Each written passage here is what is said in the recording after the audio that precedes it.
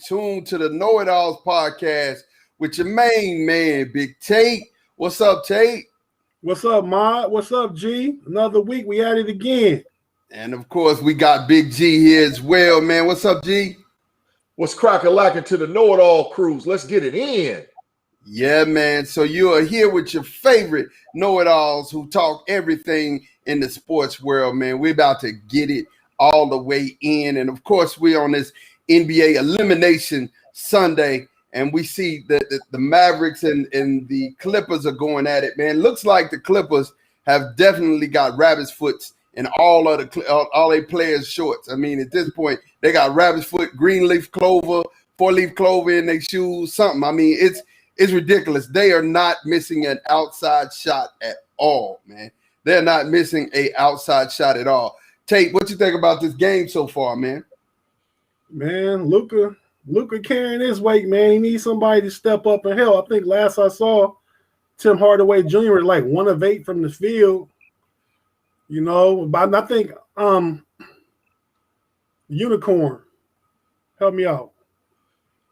He said, what's his name? The big tall dude, Porzingis. Porzingis having a good game. He got about 10 or 12 points in the first half. And, you know, Finney having a decent game, but Luka need a little more help. And they need more from Boban down low if they're going to play him. They need him to take advantage and be a factor. I mean, Boban got 6 points, but they keep calling him for stupid fouls. You know what I mean? I don't know. Like, I don't know.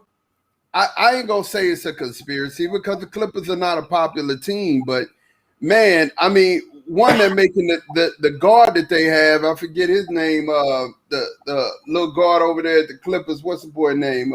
Reggie Jackson. They making Reggie Jackson look like he is a all-star, man. I'm like, man, this dude is not that good. He got 15 points already, and he's killing.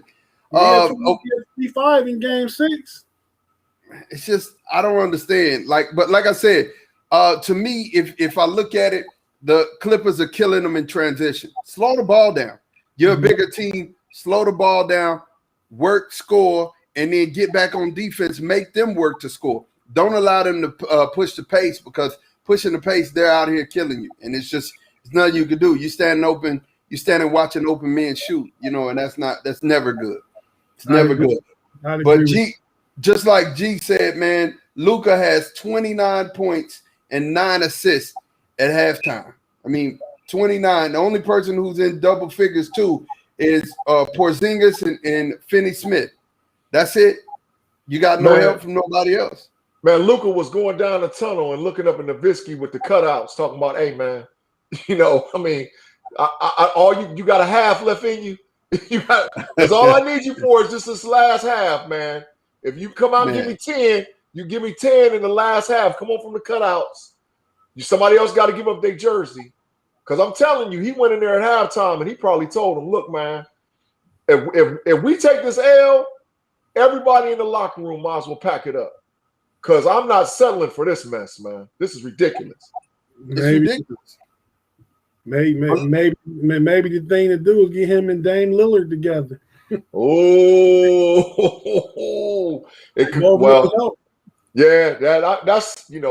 That's part of our conversation today on the KnoItAllz cruise. But we'll be talking about some hot takes because my boy Tate love them hot takes. So we gonna fire it up. So let's go. Let's go. Like let's go. Pit. Hey man, but look, here we go, man. We got the news of the day. Julio Jones, man. It says in 24 to 48 hours, he will be a Tennessee Titan. It's done. It's a wrap. They just finished it off. It's a wrap. Yeah, Tennessee sent the second round and the 4th round. They get Julio back in a 6th round pick. Correct.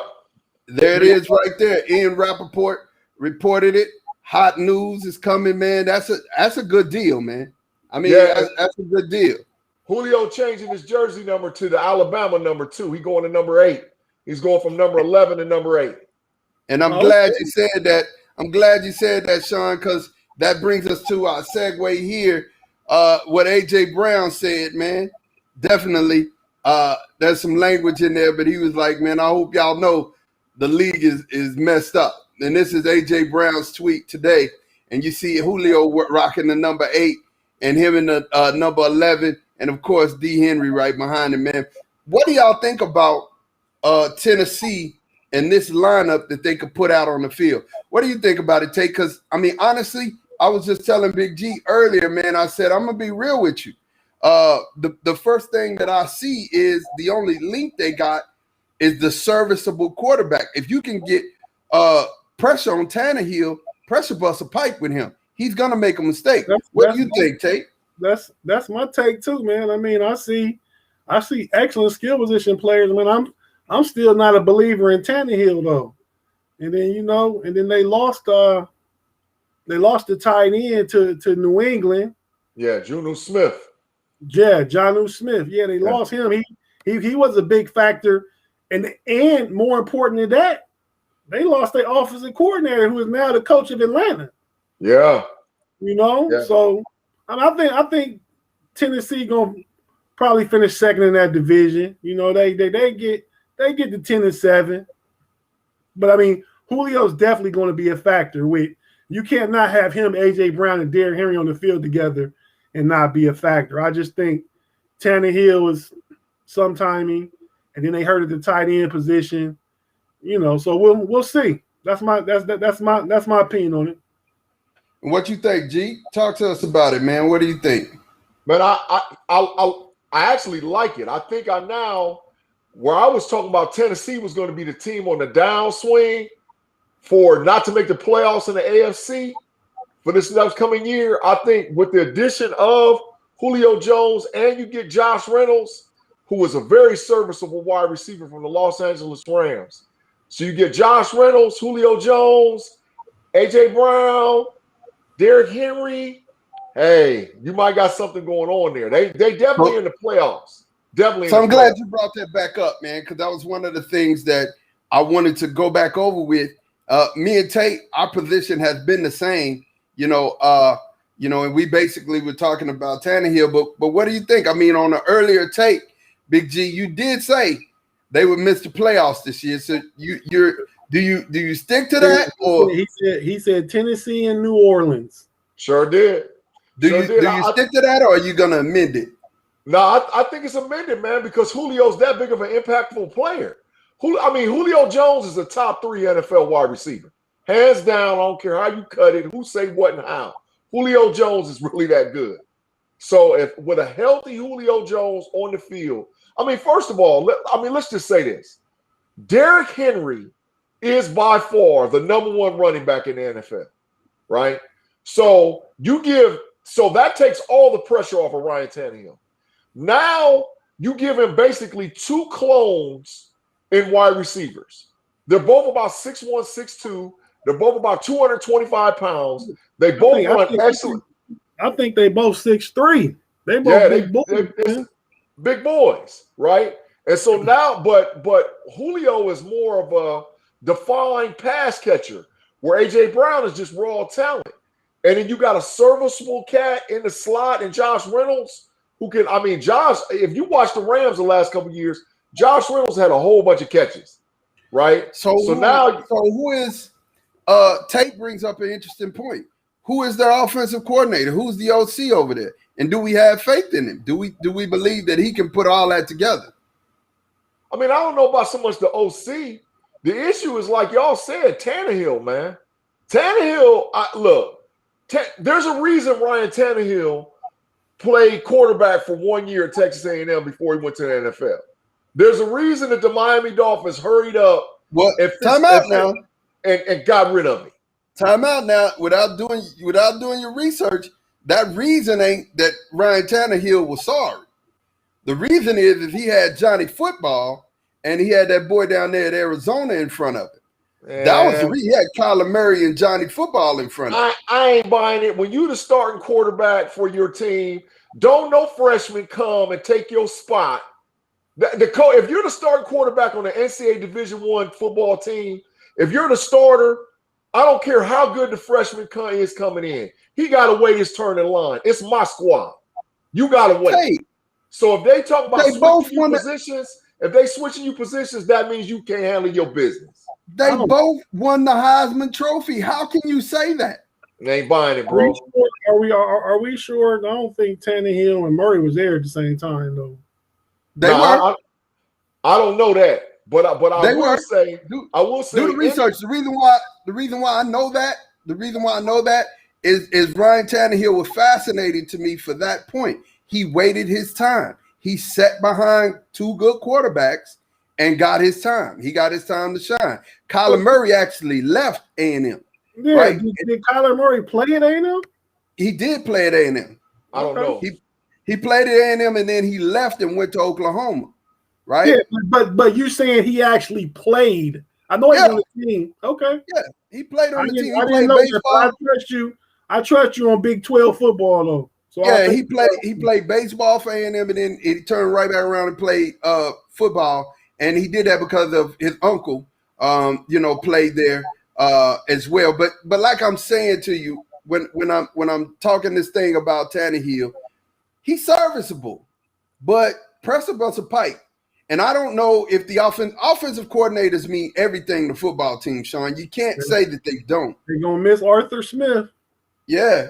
So they mean everything to football teams. So with you having – because they know their personnel and they know the situations to put their personnel in it, you have a new offensive coordinator. And, yeah, you got these two-a-days that everybody's going to right now, these OTAs.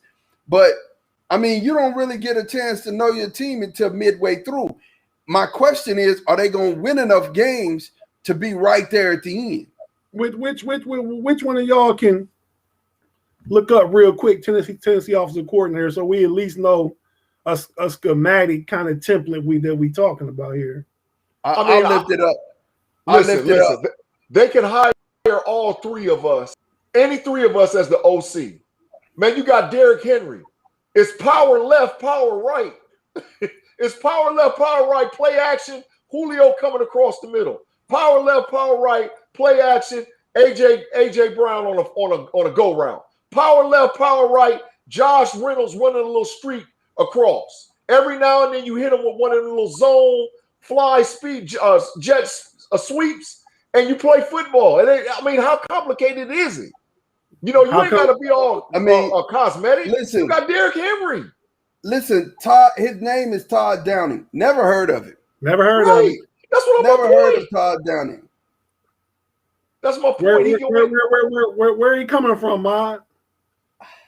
I'm looking that up right now. I mean, when you ain't got a hyperlink to go to you, I mean, you basically came from the Bad News Bears. I mean, it really. That even furthers my point. The dude. Check this out. He might win most improved coach of the year, rookie offensive coordinator of the year. You got Derrick Henry, Julio Jones, Josh Reynolds. I mean, come on, man. Come on. It's power left, power right. His coaching resume includes Eden Prairie High School assistant coach 1999-2000. Minnesota Vikings offensive quality control coach. They hired one of us, bro. They hired one of us. St. Louis Rams defensive special teams assistant, defensive quality control coach in 2008. Quality control means you getting them videotapes ready for production. That's what that means. That's it. Detroit Lions offensive quality control coach 2009. Finally got a assistant quarterback coach in 2010-11. And it was a quarterback coach from 2012-13. That means nothing. Then the quarterback coach for the Bills in 2014, a quarterback coach for the Raiders in 2015-16, offensive coordinator in 17 for the Raiders. And most recently, he was the Vikings tight end coach. I don't know. That doesn't sound like something that I got faith in. I don't know about you. I mean, I don't know if I could have faith in somebody who get the tapes ready. It's power left, power. It's power left, power right, man. Y'all making it more complicated than what it is. Julio gives them an opportunity to not be the team out, because I did say that Tennessee and New Orleans was the two teams, but I believe now with Julio, coordinator from the Water Boy. I feel like he's the offensive coordinator from the Water Boy. That's what I feel like. He could be. But when you have Julio Jones, AJ Brown, And Derrick Henry, I mean, come on, it's really on Ryan Tannehill. Y'all hit it out of the park. I agree 100%. If Tannehill plays better than what he's played over the last couple of years, could they actually be in a contention to make a serious run in the AFC to where they were a couple of years ago? Absolutely.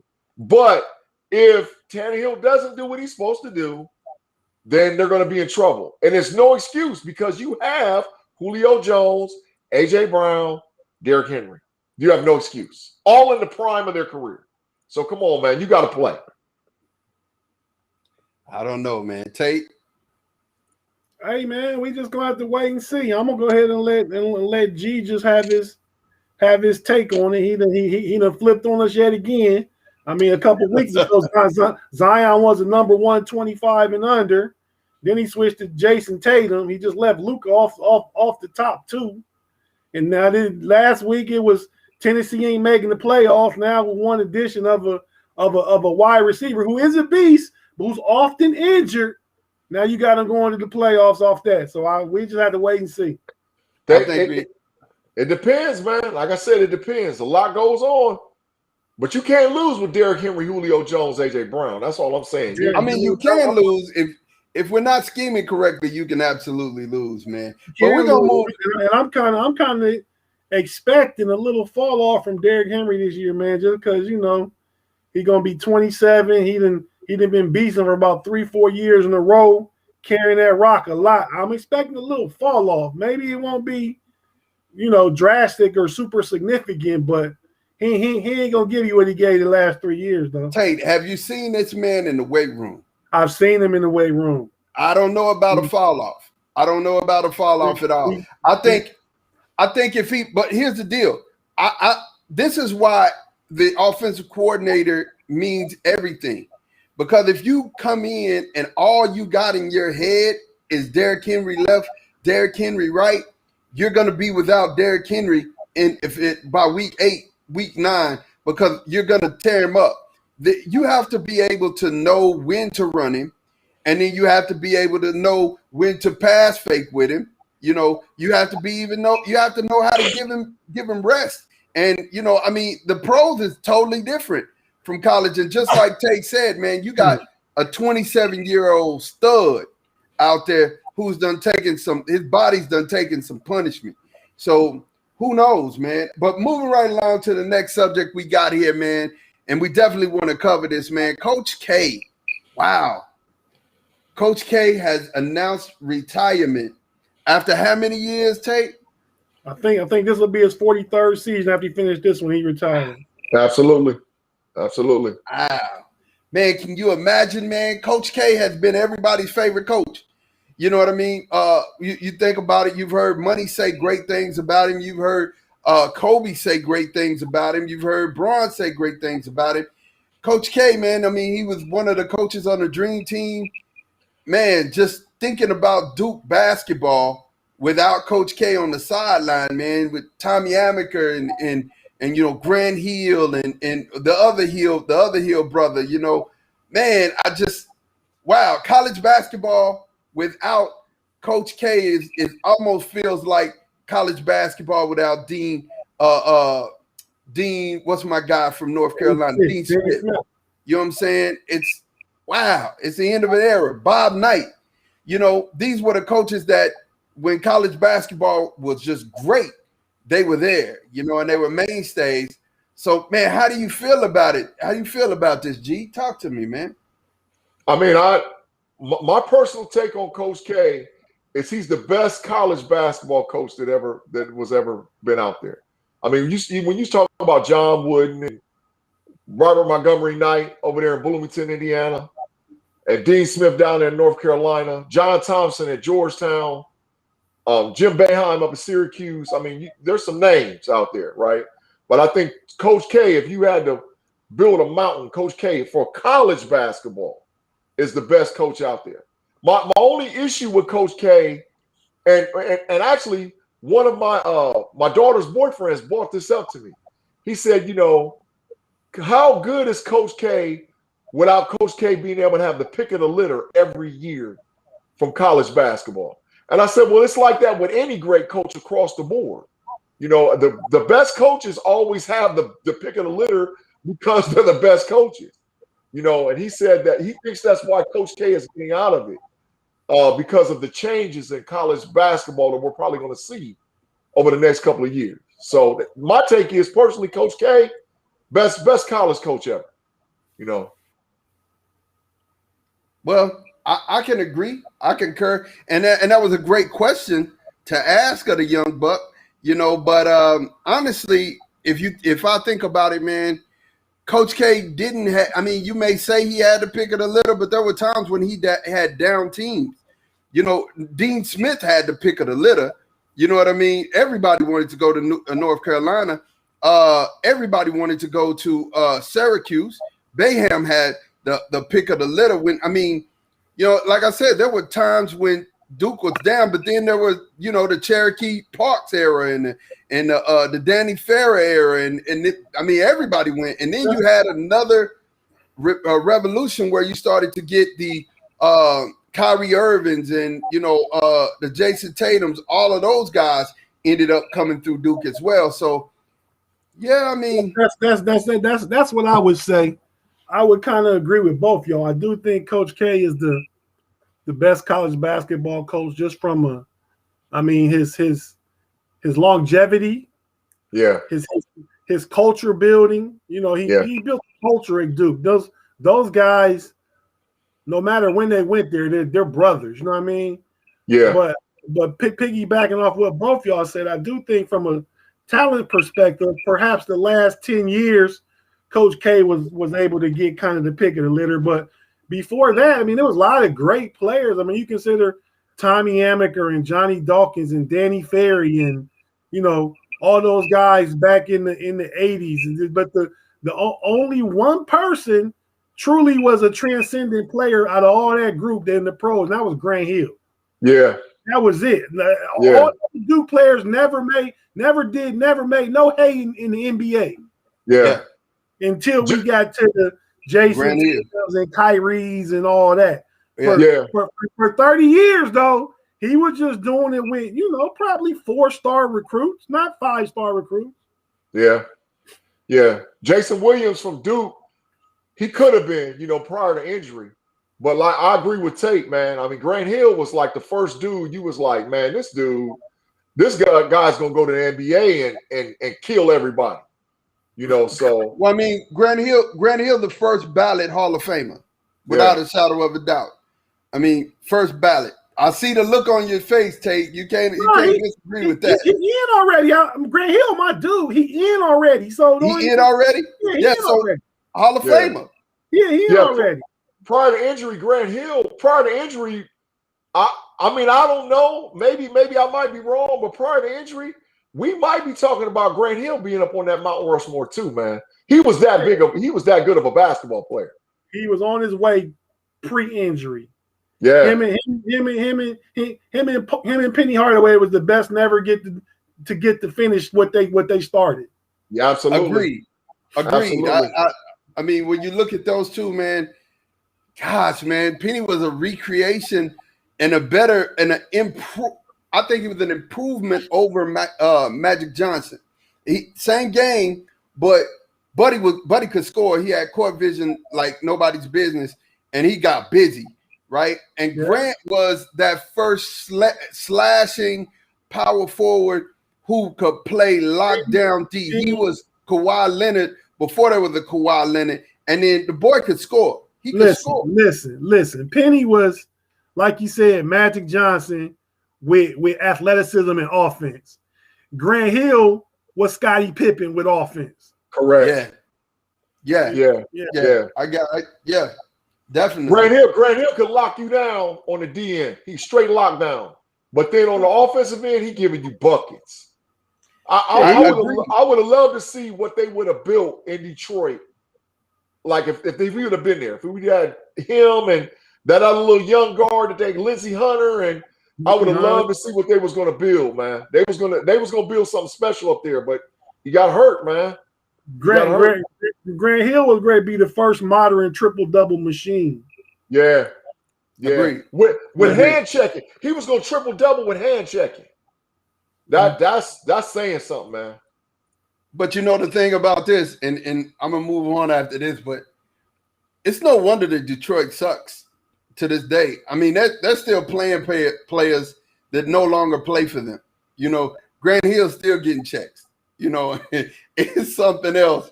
I mean, you know, that pocketbook is stretched. It's no wonder they can't get anybody down there in the D to actually do anything, man. So we transitioning back to basketball, man. And you guys give me the business a lot of times for stating the obvious and stating the facts. And, you know, we saw something in this last week. We saw LeBron lose his for the first time in, you know, his career. He lost the playoff series in the first round. Now, the reason why I bring this up is to me, the reason why I bring this up is I don't think that it tarnishes his legacy at all. I think his legacy has been set. LeBron is one of the greatest basketball players we've ever seen. He just did an Isaiah Thomas to me, and I thought it was very disappointing because I've always stuck up for LeBron's character, and I thought it was very disappointing. Win, lose, or draw, these guys beat you. You know what I'm saying? You were hurt, yeah. So what? They beat you. Don't, you know what I'm saying? I mean, go shake a hand. Go shake a hand or two. Don't just walk off the court with 3 minutes left to go. He didn't shake hands after game 6? I didn't see that.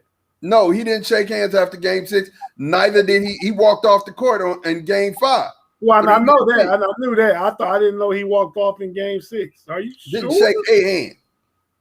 Didn't shake a hand. I had the footage of that, but I couldn't get it into the system in time. But it's there on YouTube. You can find it. He did walk clean out. They say, do you give the same type of scrutiny to Tom Brady? They talk about Tom Brady don't shake hands when he loses. He's a sore loser, you know. But you know, any of the greats are sore losers. Any of the greats don't show. I mean, like, you're gonna have to really, like, straight up punishment all the way out in order for a great to want to, like, give you props. You know, well, it's just only been a few around the line, man. Money shook hands. Magic Johnson shook hands. We can't say that. You can't say that the greats don't. I mean, yeah, there are people who don't, and I can understand you being competitive to where you don't want to. But bro, I mean, these guys look up to you. Is this what we talking about? Shaking hands? We talking about the first round exit? What we talking about? Hey man, listen. I'm pointing out the obvious. Where y'all call me a hater, I'm just pointing out the obvious. I answered the question. I said, and then I want you guys to answer the question as well. But I answered the question. I don't think this tarnishes his legacy, but I think it was classless. Hey, if they in the NBA, if they wanted everybody to shake hands, they'd line up in a line and walk down the line like they do in college. Like how they do in high school. Yep. You know what I mean? Yep. In the NBA, these grown men, I don't gotta shake your hand if I don't want to. Yeah. You know what I mean? So I'm not condoning what he did, but I mean, you are. It all depends on how you feel in the moment. What I really want to talk about is the first round action and how it's not at all a tarnishment on his legacy. And if you want to bring that up, because we know you a LBJ hater. What I will say, do you know what Michael Jordan's record was in his first 10 playoff games? Do you know what it was?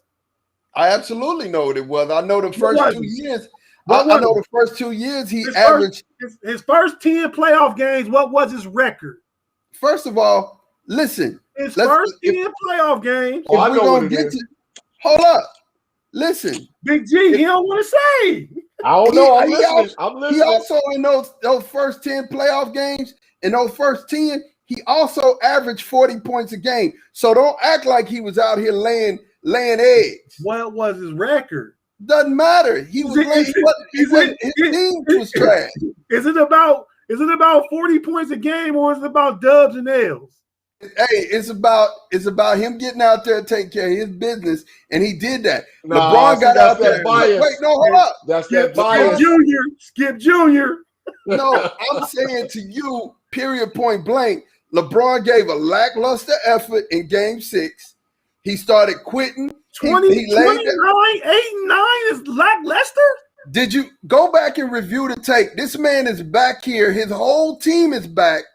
The game is still going on, and he's arguing a call, walking up the court. Come on, man. That's not GOAT-like reactions.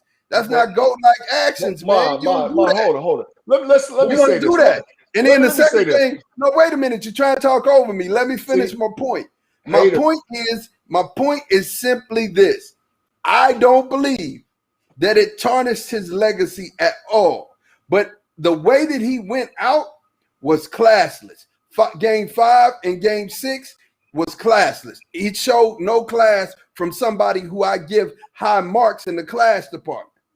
First of all, what was Jordan's record? You still answer my question though. What was his record? It wasn't a winning one. It was 1-9. Just want you to know. It wasn't a winning one. But he averaged 40 points on a sorry team. Playoff game. So check this out. But I'm glad you brought that up, Tate. So let's go back to that, right? You didn't get me at all. You didn't stump me. I'm just going to show you something. I'm going to stump you. I'm just straight facts. Wait a minute. This is straight facts. The man was injured his whole second year, right? Came back with, I think it was like 12 to 14 games left in the season, wheeled his team to the 8th seed in the playoffs just to come back and average 40 points. What are you talking about? Do the math. Money had nobody on this squad, not a person. That was nobody. You're right. He didn't have nobody. He never won a playoff game until he got Scottie Pippen. And you talk about LeBron. You talk about LeBron for playing with Sasha Pavlovich, Boobie Gibson, Verjao, and getting them to the finals though. In a weak East. Me and you could have took a team from the East that year to the finals. Hold on, let's say this. Tate. The question is about Jordan. The question is about LBJ going out in the first round, right? So first of all, let's say this about LBJ, since we want to talk about who's great and who's the GOAT and all whatever else. In all of his seasons, this is the first time he went out in the first round. First time ever. Now, you want to do some comparisons? Michael Jordan was eliminated in 1984 in the first round. He was eliminated in 1985 in the first round. He was eliminated in 1986 in the first round. In 1987, he went out in the second round. In 88, he went out in the third round. In 89, he went out in the third round. So when you start talking about getting kicked out of the playoffs early, Eastern Conference Finals, Western Conference Finals, NBA championship, come on, man. So I say by LeBron getting put out this time for the first round, it speaks to how great he actually is. Because just like Michael Jordan and just like LeBron James, they both played with some garbage teams. However, they both had opportunities to carry their teams past the first round in other playoffs. LeBron didn't do that till this one right here. Really? This one right here. Yes. This is the first time he went out. Michael Jeffrey Jordan had a chance to carry his team past a historic, one of the greatest teams to ever play basketball, Boston Celtics. He had a chance, right? No. I said year 1, year 2, year 3. No. 84, 85, 86. Did he have a chance to beat? Did he literally have a chance to beat the Boston Celtics by himself? All I'm saying is that Michael Jordan had the same opportunities that LBJ had to carry his team past the first round of the playoffs. 1985, 1986, he didn't do it. It's amazing to me the rose-colored glasses we look at Jordan's opponents through. And the Boston Celtics was beast. They probably was legendary. But then you don't want to talk about LeBron losing to a San Antonio dynasty or a Golden State dynasty. But, Jordan lost to Bird or Jordan had to play the Pistons. We always got to hear it. Right. But like I said, Mike had an opportunity in 84, 85, and 86 because he didn't run into those historic Boston Celtics all 3 of those years. He did not do it. He lost in the first round. He did in 85. That's when he lost to Bird, and he scored 63 in that game. 84, 86. But you know what? The game after that, 63, he came back and scored 19. Was that mediocre? Correct. I don't know. Correct. You followed with 63 with a 19? Listen, and people always talk about too how LBJ didn't make the playoffs with his first year with the Lakers. Well, when Michael Jordan switched teams and went to the Washington Wizards in 2001 and in 2002, Michael Jordan didn't make the playoffs. Jordan did not go to the playoffs in 2001 and 2002.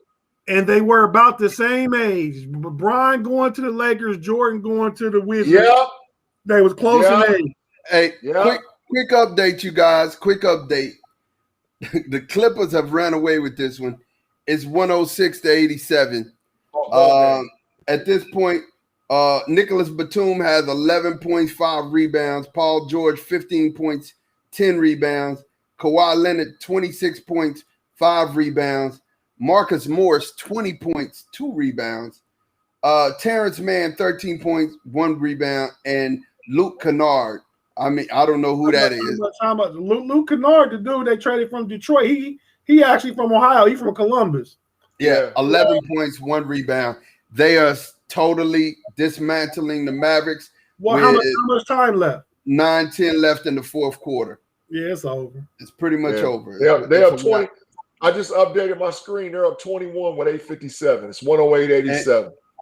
And Luka has 35 points. But Luka has 35. Finney has 13. He had 31 at halftime. He had 29. He had 29 at halftime. So he scored. No, he was in his 30s. He might have had 30. Yeah, he was 20. He was 29. Yeah, 6 points since halftime. Yeah, and man, I mean, nobody else is doing anything. Bobic only has 8 points. Hardaway only has 11. Man, this is.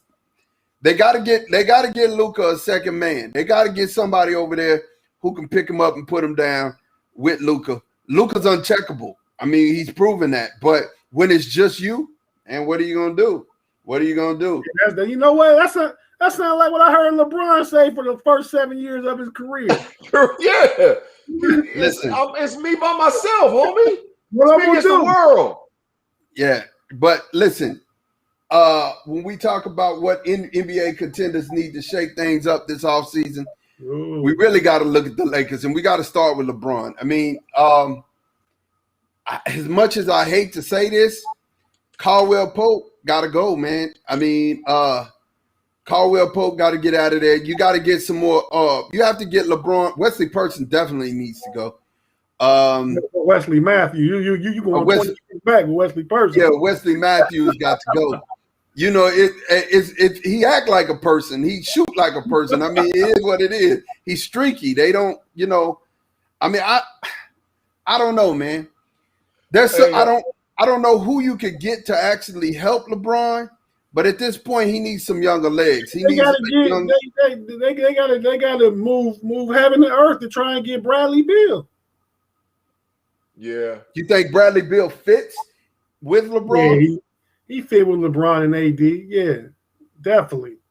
Because then LeBron can kind of just let the reins go and let Beal and a healthy AD do most of the damage. He can come in and just orchestrate and his leadership role until the playoffs start. He can really get a rest during the regular season if he had Beal and AD both. Well, in my mind, Tate, and then I'm going to get this over to Sean, I really believe that the offseason starts and revolves around Anthony Davis. What we need for you to do is to go get with a new trainer and somebody who can start taking care of your body, because your body breaks down every year, man, and this is ridiculous. You're too young to have these type of injuries in the beginning of your career. So someone needs to, I believe somebody from sports medicine needs to get him a better trainer, somebody who's going to be able to help him, because at this point, it's not looking good for him. It's not looking good at all. Right. I just think, LA, yeah, they're a team that's going to have to get dismantled. They're going to have to, because the LeBron, Father Time's undefeated. So LeBron's going to have to get some help around him. But I'm looking at a couple of other teams, man, and I've been saying it. I think the Boston Celtics is canceling Christmas, man. I think the only guy they can hold on to. Go with the hot takes. I think the only guy who holding on to is Tatum, man. They're canceling Christmas. I believe it. I believe that the Portland Trailblazers. First of all, let's say this: Dame Lillard can do what he want to do. Dame Lillard ain't. I mean, he can say and he loyal to that West Coast feel in Portland, all whatever. Dame wants to win, so I look for Dame to get up out of there. He's going to go somewhere where he can win. Nah, what they gonna do with Portland, man, is they're gonna bring in a culture changing coach. They're gonna bring in somebody like hopefully Chauncey Billups, because I think his personality and Dame's personality are a match, and they both force multipliers. So I could see that working, even with a lot of the same players they have. You know, Terry Stott's been there for 9 years, been the same voice, and they plateau. They make the playoffs every year, but they don't make no noise every year. So, you know, I just think you need a different voice and leadership there. But does a coach dictate a free agent?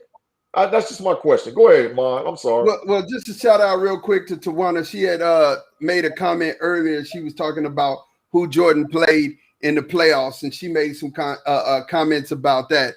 And we can kind of circle back to those comments later. But I just want to shout out for watching the podcast here. But to answer your question, G, yes. We've talked about this earlier, man. We keep talking about the importance of coaching. Yeah. You know what I'm saying? Coaching and GMs are the most important. Look at my beloved Cowboys. You know what I'm saying? Look at my beloved Cowboys. The fact that we've never had a GM because Jerry's in the way, that keeps us from having a solid nucleus of a team. And when you have a GM who's all about players and making sure that we get the right players in here, you know what I'm saying? Because last year, what's her name? Buss, she did it. They did it. They made sure that LeBron had everything he needed to be able to put together a great squad. So, yeah, you need to have somebody in the coaching realm and in the coaching facility who's going to speak and say, hey, man, we need this person. We need this guy. We need to go out and get it. I mean, I understand it, but I just personally don't feel in the NBA there's as much emphasis on having great coaches as it used to be. I think now more of the players control the league, and the players is going to go want to play and go somewhere where they're going to win. You know, that's why I say if I had 3 teams that I had to say for sure they're going to bust those teams up, and not just because the GMs or whatever else, but the players are going to make the teams change. It would be Portland, it would be Boston, and y'all going to hate the third team, I say. The Miami Heat. The Miami Heat going to break it up. Jimmy Butler is a cancer. Jimmy Butler, he don't want to play with nobody, and don't nobody want to play with Jimmy Butler. The Miami Heat was a bubble anomaly last year. Oh, for sure. That's what that was all about. I mean, know, I mean, when you look at them now, I mean, Jimmy Butler and Bam Adebayo are great players, probably all-star players, but they're not championship pedigree players to get your team there every year, especially in that loaded East. So, you know, they got the bubble every year. They got the bubble is a cancer, though, Tate. Jimmy Buckets is a cancer. I'm not disputing that. He had problems in Chicago, Minnesota, Philly, and now Miami. Yeah, he's the issue. He's the problem. You keep going, you go from team to team to team, and it's up, and it's everybody else's fault. No, you the problem in the room.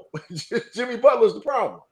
So I think Jimmy Buckets is having a problem. I think the same problem that you'll see from most people who are not the Batmans of the world. Jimmy Buckets is a great 2 player. He's not Batman. You know, he needs somebody who's going to take the lead and do what he needs to do. Do I feel like that they're going to break up the Miami Heat? I absolutely do. And Lamar Thomas said, way to rep the Cleveland Browns orange, Tate. So Lamar, big shouts out to Lamar for watching. But yeah, so I think a good call there. Big G. I do believe the Miami Heat is one of those teams that's going to be broke up. Hey, so I got a question about the team switching about guys, free agencies or whatever. Is there 1 or 2 players that if you add this particular player to a current team without them losing a player, that they could become a championship caliber team? You know, y'all think there's anybody that's out there, like if they add one guy with their current build, they will become the team to beat, the championship team to beat? One guy could put a team in the championship? Yeah. I mean, if Jimmy Butler stayed in Miami and Kawhi Leonard a free agent, if he go to Miami, then they could get in the championship. Okay. All right. Anybody else y'all think it's just one guy that if one guy was switch squads, like who's a straight up free agent, he could walk and do what he wanted to do, and you left the current teams as they are, if one guy joined a team, and you got to remember, you got to think about who's got money, who's got space as far as free agency, what guy would want to go play with another guy? Do you think there's one guy that could shift the whole thing? I mean, there's a couple of guys that I'm thinking, you know, Tate brought up one earlier. If they could, you know, mortgage the farm to get Bradley Beal, the Lakers, I think that would put them back in contention talk, right? You know, Kawhi Leonard, if he leaves the Clippers and, you know, beating the Mavericks, I think went a long way for keeping him in LA, you know, because that's his home. And I think he wants to stay there. But if he did leave and he found himself, you know, somewhere like the Mavericks, you know, the Mavericks, I think, are one or two players away from actually having a team that's championship worthy. But then when you look at, you know, the forerunners here, you know, maybe, I don't know, man. I want to say Denver. You know, if Denver had another guy, you know, outside of Jamal Murray and the Joker, you know. Michael Porter Jr., dog. Michael Porter Jr. That kid is rough. I think they just got to get healthy because, you know, they never really got to play with Jamal Williams and the boy they got from Aaron Gordon from Orlando. That team didn't get to jail yet. Next year they coming at you with Jokic, Gordon, Porter, and Jamal Williams. Yeah. You know, I mean, I think Denver. Well, they still in it now, but I think next year could really be that year if Jamal Williams come back. I think that's going to be that year too. The reason I pose this question is, does Dame go to LA? Man, I don't think Dame going nowhere, man. Does Dame walk and go to LA? That's my question. No. You're getting him out of Portland. Portland's his place. And getting him out of Portland, I don't think that he would do. You know, I don't think he would leave. He was the main one talking about Joker's teaming up, making super teams. He's like, you know, he's like Joker's. Hey, dudes ain't cut like Dame, man. Dame just a different breed, bro. He is. Dame is a throwback. He's a throwback player. He really is. He's a throwback player where he want to beat you, and he want to beat you so bad. You know, it's just I want to beat you right where I am. I want to beat you with my guys. I don't want to. You know, it is what it is. That's how he is. Portland could potentially make some moves and shake some stuff up. They could trade C.J. McCollum. They don't got to sign Nurkic back. You know what I mean? And then getting the new coach in there is going to do a lot towards just changing the overall makeup. Because that team for 6-7 years now just put mad buckets up, but can't stop nobody. Right. Can't stop nobody. No inside presence at all, too. Number 27, I always forget his Nurkic or whatever his name is. Nurkic. He's bum. He's a decent big though. He ain't no bum. He was 30-10. He a top 15 center. Yeah, you service. I'll take back bum. I say serviceable. And he's a good passer. He's a good passer. Yeah, I take back bum. I say serviceable. Serviceable. Okay, yeah, I agree with you. He's serviceable. I thought we were ready for another one of them super fiery hot takes. Yeah, no, I mean, Sean, that's not something he want to give you a hot take on. For it to be a hot take, it's got to be something. It's a hot take to say somebody's a bum when they're not a bum. That's just a hot take. Yeah, I take back bum. I take bum is like there's a few bums out there in the league. I'm gonna leave them alone. But Nurkic, he ain't no bum, but he can't put you on his back and carry you past the first round playoff series. I'm not saying that. Where is can y'all answer this question before we move to the next subject? Where is Hassan Whiteside? What happened to Hassan Whiteside? He's in Sacramento. Yeah, they traded him. Yeah, he left Portland last year. Yep. And he went to, I don't know if he was traded or he signed a free agent. Is he not getting any tick? I mean, yeah, this is a guy who can get you, double digits in boards and get you 10 points. Somebody needs to go get Hassan Whiteside. No, that's one of them nameless bums I was talking about. That's one of them nameless bums. Hassan Whiteside can get you. Hassan Whiteside can get you 10 rebounds and a couple blocks a game. He's 7 foot 205 and softer than AD, man. Come on, man. Yeah, he's one of them nameless. He's one of them nameless bums. Oh my God. I don't need my big man to be soft. No, I don't want my big man to be soft either. But I mean, honestly, before he was tearing the league up just 2 years ago, he was averaging double digits.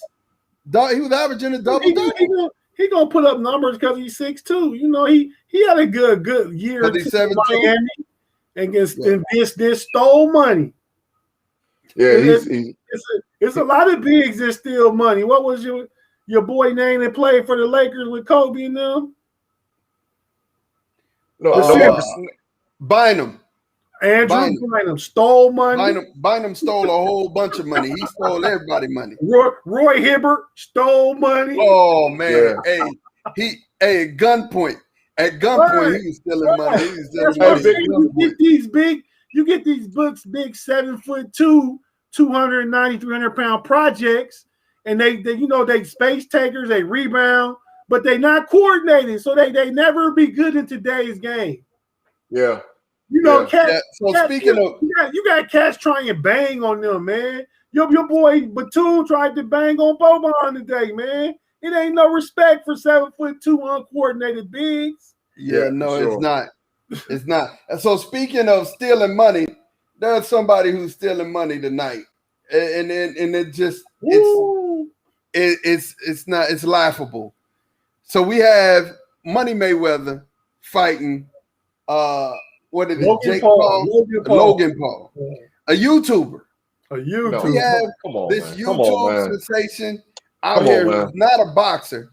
It's one of the Paul brothers, and there are no rules. I mean, there are no officials at this fight. There's a knockdown rule, so they can't get knocked out.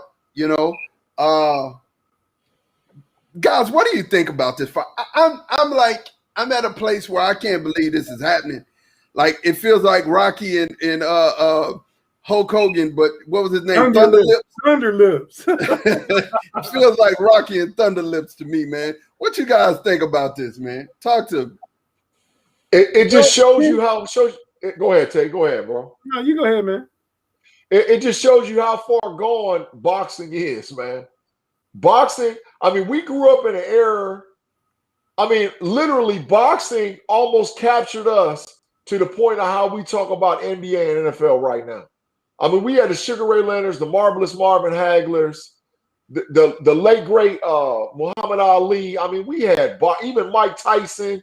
I mean, you go through. We have boxers.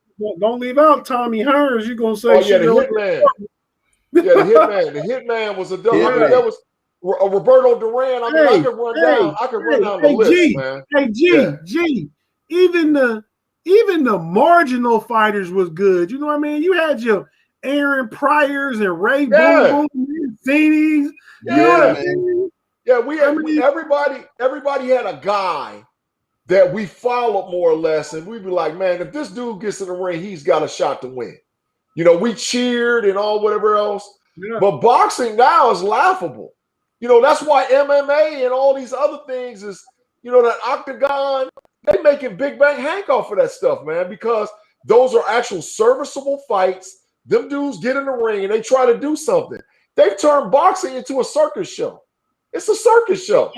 I think boxing, people kind of lost some of their trust and integrity with boxing because of some of the wild decisions we've seen over the years. You know what I mean? But I also think going back to Floyd in this fight tonight, and hey, so matter of fact, when we get done tonight, it's time to get ready for that fight because it come on at 8 o'clock Eastern time. And Floyd said the Super Bowl on Sunday, the NBA All-Star game on Sunday. He said my fight need to be on Sunday because I'm Floyd Money Mayweather. So we got a Sunday night fight. We never had that before. Right. But you know, he also said it's legal robbery. Why are you putting this dude in the ring with me? This dude outweigh Floyd by 35 pounds tonight, though, because it's an exhibition. There's no catch weight you got to make. You know what I mean? So right. I think Floyd just gonna move around and tap him up a bit till he go ahead and drop him. Yeah. You really think Floyd got enough power? I mean, it ain't about power in boxing. It's about well-placed punching. You really think he can get to him? That boy being that much longer than him? And, you know, you running in there like that, all it takes is one punch. What you expect, Ma? What you expect? What you expect? I expect for Floyd to dance around, hit him with a couple of shots, dance around it's 3-minute rounds. He can do it when it's sleep, you know. Yeah. I mean, dance around, tap, tap, dance around, tap, tap, dance around, tap, tap, dance around, tap, tap, and then the end round, he gonna go with one flurry and you know, I'm money made. You know, that's what I do. I did, you know, I mean, he hustling them out of he's literally finna make 100 meal. He's about to make it easy. It's just crazy. It doesn't make sense. You know, I'm gonna say this about boxing too, man. And I wish I think we're so starving sometimes that we buy content with boxing. But, you know, us as fans, man, we got to stick together and stop putting up with the garbage. You know, you need to get some real live guys in there to get it back to where it was. You know, to get it back. Who are those guys? I mean, you in competition now with like you said, the MMA and stuff like that. So I mean, you got a whole segment of fighters. Half the fighters, people that would have been boxers 20 years ago, now, you know, are MMA or fighting in the cage and getting paid. You know what I mean? So, you know, boxing's not getting all the talent that it used to get. But let me ask y'all both a boxing related question. Both y'all tell me your favorite fight of all time, and tell me your favorite boxer currently. Oh, I have no. I go ahead, Mom. Go ahead. I mean, the thing, if I'm gonna talk about my favorite fight, it has to be Hagler versus Sugar Ray. Was April 1987. I'm with you. Yeah, hey man, hey man, that was classic.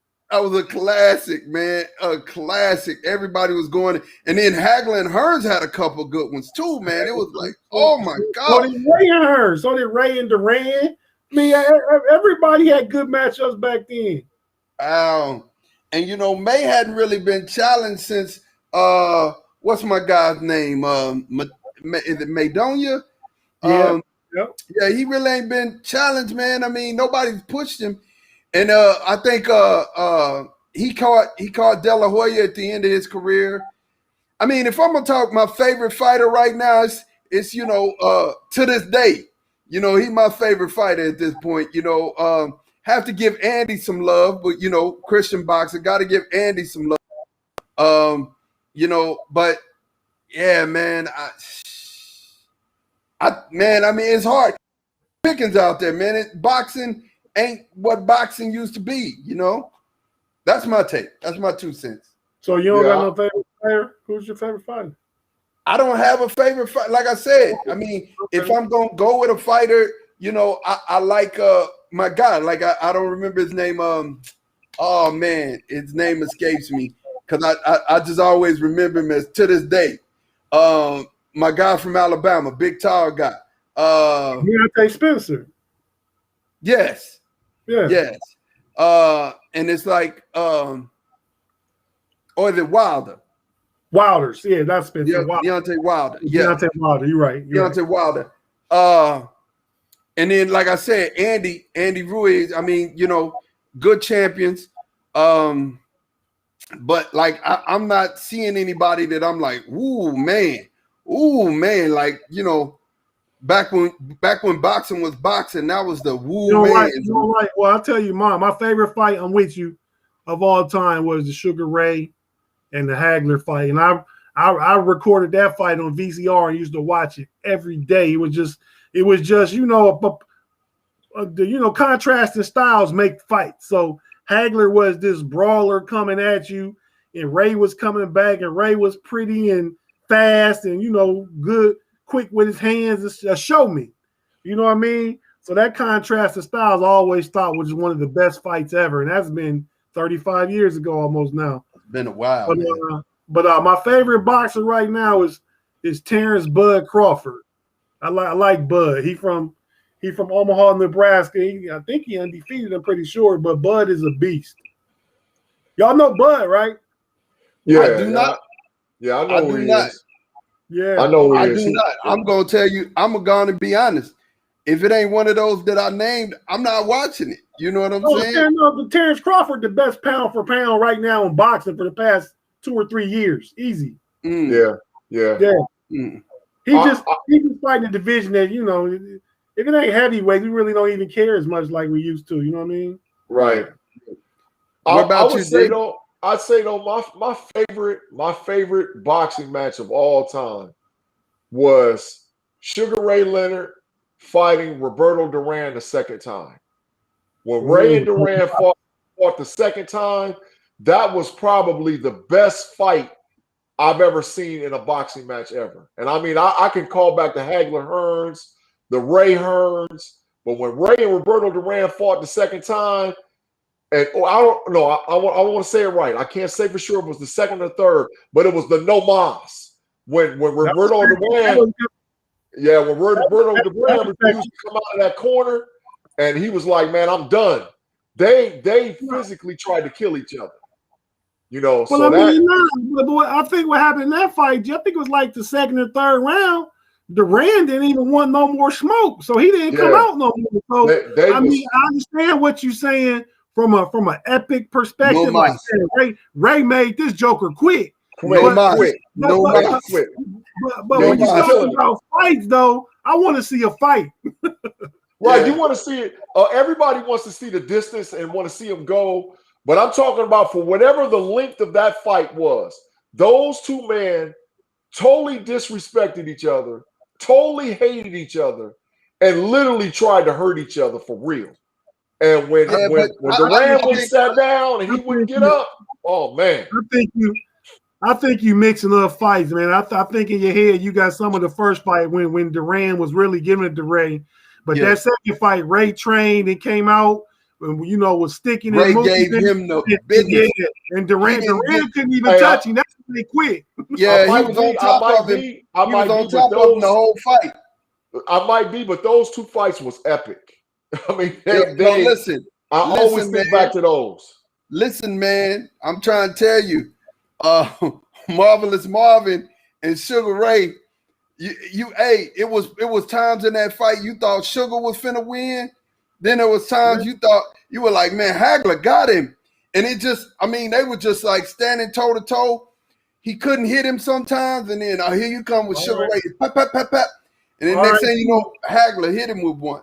R.I.P. Marvin Hagler. He just died like a month or two ago. Yeah. One of the greats, man. I think he was COVID related. Yeah, one of the greats. It was. One of the greats, man. I'm telling you, he was one of the greats. But look, you guys. Thank you for kicking it with us here in Know It All Land. If you like what you're seeing, you love the content, make sure you smash that like button and subscribe here on our YouTube channel. For those of you who have been watching with us live on Facebook, thank you very much. Thank you very much. We're going to get an update on the Maverick score real quick. 41 seconds left, 124, 111. The casket is closed. The obituary is wrote out and they read it. Mavericks is gone for this year. Hey, Lucas got 46. Lucas got 46 right now. So what score now? 124, 111. 111. But Luka has 46, and nobody else had even over 15. Oh, one person had over 15. Two. Porzingis had 16, and Finney had 18. That's horrible. Yeah, that's horrible. You need more help in there, or you need to play better defense. One of the two. The Clippers, just in contrast, the Clippers, Kawhi Leonard 28, Morris 23, Paul George 20, Terrence Mann 13, Jackson 15. Hey, I want while we here, we talking about some of the some of the people in the live chat, man. Lamar, I want to when we I want to say when we do our NFL team breakdowns and stuff, I want to invite him on to give his take on the Browns, because he's a huge Brown fan. Before last year, he'd been suffering for the last 30 years. I want to give him a chance to come on and state his piece. Yeah, well, people like that need an opportunity to speak because, right. I mean, it's been a long time. It's been a long time. Definitely. But we will. I mean, there are more surprises coming as we continue to go with the KnoItAllz podcast. And as always, if you want to talk to some people and hear some people that know it all, we you guys, man. Right here, Big T. Like us on Big T. Like us on Facebook. Say it again. Oh, yeah, that's right. Make sure you subscribe and like our Facebook page, because we are there. It's the KnoItAllz team, and we'll catch you guys next week, man. Peace. Peace.